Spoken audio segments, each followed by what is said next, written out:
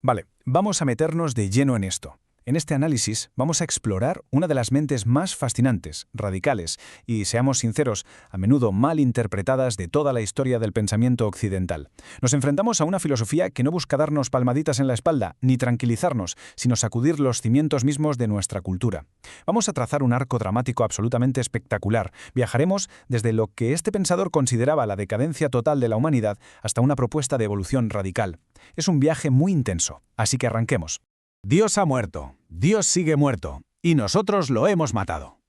Esta es, sin lugar a dudas, una de las declaraciones más explosivas de todos los tiempos. Simplemente al escucharla, la fuerza que tiene es innegable. Funciona como un auténtico terremoto conceptual que establece la tensión central de toda nuestra exploración de hoy. Es un grito de alarma, una provocación directa que, sorprendentemente, sigue resonando con la misma fuerza hoy que en el siglo XIX. Pero a ver, ante una afirmación tan contundente, nos surge de inmediato una pregunta clave. ¿Qué significa realmente esta famosa frase? Porque a menudo se interpreta erróneamente como un simple ataque a la religión o un panfleto ateo básico. Pero la realidad tiene muchísima más miga. No estamos ante un debate sobre la existencia física de una deidad, sino ante el diagnóstico de un colapso cultural gigantesco. Para comprender de verdad este colapso, tenemos que ir paso a paso, despejando los mitos y yendo directos a la raíz del problema. Punto número 1. ¿Quién fue Friedrich Nietzsche? Vamos a dar un pequeño paso atrás para conocer el contexto histórico y biográfico que dio forma a unas ideas tan radicales. Y ahora, lo verdaderamente interesante de todo esto es el contraste tan brutal entre la brillantez de su mente y la enorme tragedia que fue su existencia. Fijaos, nace en 1844, con una formación humanista impecable, destacando muchísimo en filología clásica. Vemos momentos de una pasión increíble, como su adoración inicial por el compositor Richard Wagner, que luego terminó en una ruptura dolorosísima. Pero los puntos de inflexión clave son tristes. A los 35 años, unos dolores de cabeza insoportables le obligan a dejar su prestigiosa cátedra. A los 45 sufre un colapso mental absoluto. Y el giro más oscuro llega al final, pasando sus últimos 10 años casi en estado vegetativo. Y para rematar, fue su propia hermana quien, manipulando cruelmente sus textos, los utilizó para la propaganda nazi. Una ironía trágica para alguien que precisamente despreciaba profundamente el pensamiento de masas. Bueno, para entender su obra, tenemos que ir al núcleo. Nietzsche pertenecía al vitalismo. Básicamente, toda su filosofía trata de decir un sí enorme, absoluto y rotundo a la vida. El vitalismo pone a la vida misma como la realidad fundamental, muy por encima de la razón o de cualquier concepto abstracto. Nos dice que hay que vivir plenamente, desarrollando nuestros instintos naturales. Es una actitud tan afirmativa que llega a lo que él llamó el eterno retorno. Imaginemos amar tanto nuestra propia vida que desearíamos volver a vivirla exactamente igual, en bucle, por toda la eternidad. ¡Una pasada! Número 2. La crítica a la razón. Aquí entramos en su enfrentamiento directo contra la filosofía occidental, y especialmente contra sus cimientos griegos. Y esto ilustra de manera brillante el origen del problema según nuestro pensador, usando dos conceptos de la tragedia griega. Por un lado tenemos lo dionisíaco, por Dionisos, el dios del vino. Esto es la oscuridad, la voluntad irracional, el caos vibrante y el exceso natural que tiene la vida. Por otro lado, lo apolíneo, por Apolo, que es la luz, la razón, el orden lógico y aquí está la clave, la supresión de esos instintos naturales. Según el análisis de Nietzsche, el desastre absoluto de nuestra cultura ocurre cuando Sócrates hace que lo apolíneo, la razón, aplaste a lo dionisíaco, la vida. Fue el momento en el que filosóficamente se le dijo no a la vida, empezando una decadencia de siglos. Y claro, este error se hizo gigantesco con Platón. Platón inventó una división histórica creando el mundo verdadero, que es básicamente un reino inmaterial de conceptos perfectos y dogmas que no podemos tocar, y como consecuencia relegó el mundo aparente, que es nuestro mundo material, el que tocamos, el del cambio continuo. Pues bien, para Nietzsche este fue literalmente el mayor error de la historia. Él argumentaba con uñas y dientes que este llamado mundo aparente es la única realidad que existe, y punto. Al inventarnos un mundo fantasma para justificar cosas como el bien o la justicia, la filosofía terminó reprimiendo nuestra libertad para vivir en el único mundo real que tenemos. Toda esta desconfianza en la razón pura nos lleva a algo llamado la ilusión del conocimiento. Si la razón no es tan perfecta, entonces confiar en verdades absolutas no tiene ningún sentido. La verdad es relativa, es subjetiva y cambia con la historia.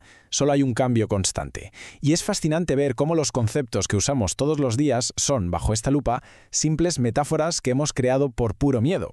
Al sentirnos perdidos en un universo que es inmenso y caótico, inventamos conceptos y usamos la ciencia como un mecanismo de defensa para intentar crear una falsa ilusión de orden. Número 3. Dios ha muerto. Llegamos al clímax cultural de nuestro análisis, regresando a esa declaración explosiva del principio. Así que, el punto crucial aquí es entender exactamente qué define esta frase. Repito, la muerte de Dios no es teología literal, es una metáfora monumental para describir algo que estaba pasando en Europa. La pérdida absoluta y total de la fe en la filosofía tradicional, la religión cristiana y la moral occidental. Es el colapso de todas esas verdades absolutas y anclas morales externas a las que nos habíamos aferrado durante milenios. De repente, todo eso se cae. Al aplicar este diagnóstico a la religión, el análisis que hace es sumamente duro. Él argumenta que el cristianismo nace del miedo, de la incapacidad del ser humano para tomar las riendas de su propio destino. En vez de asumir esa responsabilidad, se la pasamos a Dios. Y al hacer esto, se fomentan lo que él llama valores de rebaño, cosas como la humildad extrema o la obediencia ciega. Desde esta perspectiva, este sistema moral funciona como un mecanismo de defensa de los débiles frente a los fuertes, alienando al individuo de sus instintos naturales y cortando de raíz su verdadero potencial. Número 4. El abismo del nihilismo. Porque claro, cuando caen las verdades absolutas, lo que queda es un vacío inmenso. A esa brutal consecuencia psicológica se la conoce como nihilismo. Es ese momento de vértigo total donde nos damos cuenta de que ese mundo perfecto y suprasensible simplemente no existe. Y esta revelación nos deja frente a un vacío y un pesimismo absoluto. Al descubrir que todos esos valores en los que creíamos ciegamente no tienen un fundamento real, nos quedamos sin red de seguridad. De repente, la vida parece no tener ningún sentido. Es un punto de inflexión súper crítico y francamente muy peligroso en la historia. Número 5. Las 3 transformaciones. Afortunadamente, hay un mapa metafórico para escapar de este nihilismo hacia una mentalidad creadora. Vamos a avanzar y ver cómo se desarrolla esta espectacular evolución que él narra en Así hablaba Zaratustra a través de 3 etapas. Primero, el espíritu es un camello.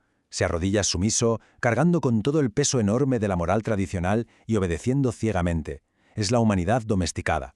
Luego, para liberarse, se transforma en león, el gran rebelde, la fuerza nihilista que destruye todo buscando libertad. Pero ojo, el león solo sabe destruir, no puede crear. Por eso, hace falta una última transformación, el niño.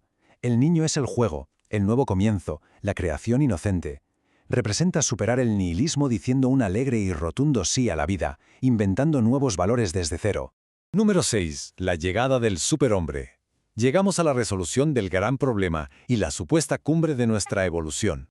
Para entender a este nuevo individuo, hay que ver lo que él llama la transvaloración moral. Básicamente es darle la vuelta a la tortilla. Por un lado, la moral tradicional, a la que llama moral de los esclavos, defiende cosas antinaturales nacidas de un espíritu que rechaza la vida. Y frente a eso, la moral de los señores, que es la del superhombre. Esta moral se aferra apasionadamente a la vida, en la tierra, confía totalmente en los instintos naturales, busca el placer, acepta que los fuertes son fuertes y celebra que el mundo material está en continuo y caótico cambio. Entonces, ¿cómo es este famoso superhombre o Übermensch? Pues es la cima de la consciencia humana según esta filosofía. Alguien radicalmente autónomo, libre de dogmas y creador de sus propias reglas. Ejerce la voluntad de poder, que cuidado, no es dominar a otros en plan tirano, sino el afán constante de superarse a sí mismo cada día. Rechaza por completo la idea de igualdad de las masas, porque cree que solo sirve para nivelar a todos por lo bajo, y abraza la diferencia. Y sobre todo, es pura energía vital. Ama la existencia con una intensidad tan brutal que desearía revivirla eternamente. Y esto nos permite cerrar el círculo narrativo de manera contundente con esta frase: Dios ha muerto y ha sido sustituido por el superhombre. Esa crisis inmensa, ese vacío aterrador que dejó la caída de las verdades absolutas, se resuelve aquí. No se trata de quedarse en un rincón llorando por los viejos valores en pleno nihilismo, sino de usar ese lienzo en blanco para que por fin asumamos el protagonismo absoluto y creemos nuestra propia existencia. Para terminar nuestro análisis de hoy, nos enfrentamos a una reflexión final que, la verdad, resuena muchísimo hoy en día.